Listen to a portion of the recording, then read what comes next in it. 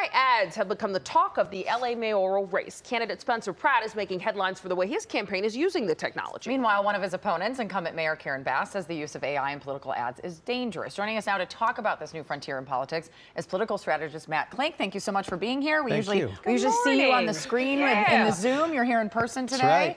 So we were just talking about political ads using AI has been around actually for some time. It has. You know, that we had the earlier when I think it was Bill Clinton or Barack Obama, where the face morphed into a different person. You know, that's just the part that you see behind the scenes. We as consultants use it to analyze polling results, to target voters, to identify potential fundraising targets. So it's a tool that political campaigns use. So you're a conservative strategist. Correct. What are you thinking about Spencer Pratt, who has now come out and said that he leans more Republican? What are you thinking about some of these ads? He's not making them himself. Someone else is making them. Yeah, I mean, look, this is part and parcel of today's world, is that most voters don't realize whether a candidate is cutting the ads or whether an independent expenditure committee is cutting the ads. They just note the ads. Yeah. And I think the interesting part about Spencer Pratt is he says he leans Republican, but he's running it for a non-ideological office. So look, the reason why people are talking about him is because his ads have clearly, they're scratching an itch that the voters have. They know that things are not right in Los Angeles, and they don't know if Spencer Pratt's the solution, but they know that he's identifying the problem. Absolutely. Okay, so how do you respond to people like Mayor Karen Bass and other critics of AI who say this feels deceptive to voters? Do you see any downsides to using AI in political ads? No. I mean, look, if used well, and I believe that the ads that Spencer Pratt has done are using well, they highlight a larger problem. I agree with people who say, you know, deep fakes are bad, meaning you get people saying things that they don't want, that they wouldn't say. Okay. I don't think anybody believes that Spencer Pratt is Batman, or at least I hope they don't,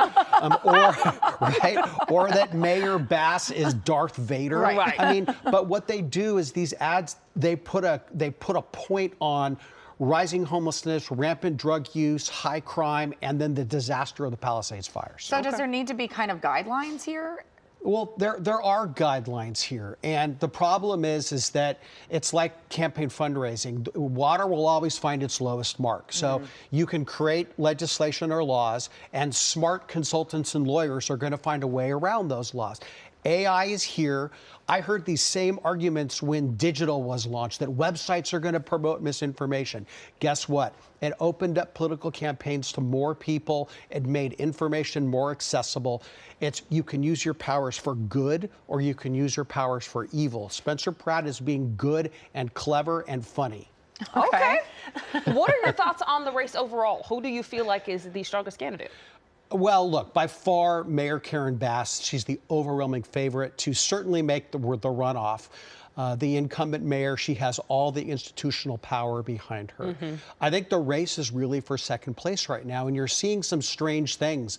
People are promoting the other Democratic Socialist candidate in the race, Ray Wang, so that she pulls more votes from Nithya Raman. You know, this is where it becomes like 3D chess, because the top two vote getters get to compete for the November general election. But Spencer Pratt's gone from an afterthought or a laughingstock to someone who people are saying, I want to give this guy a second look. Well, we're running stories this morning. There's some information out that people from out of state want to come in and try to vote for Spencer Pratt. What do you make of that? I mean, it's clearly illegal, but I could see people trying to show up at the polls to do that. They could, and the fascinating part is, like, look, one of his ads has like 10 million clicks. There are 3.8 million people that live in the city of Los Angeles. So even if you live in Burbank or Glendale, your vote doesn't count in the city of Los Angeles. So it's nice that there's enthusiasm. I think it's fantastic that the mayor's race is being discussed like this. Frankly, the second largest city deserves a high-profile mayor's race. That is true, and we haven't had one in a while. Absolutely. And people are certainly talking this time around. So we appreciate your insight. Thanks for joining us in the studio this morning. Anytime.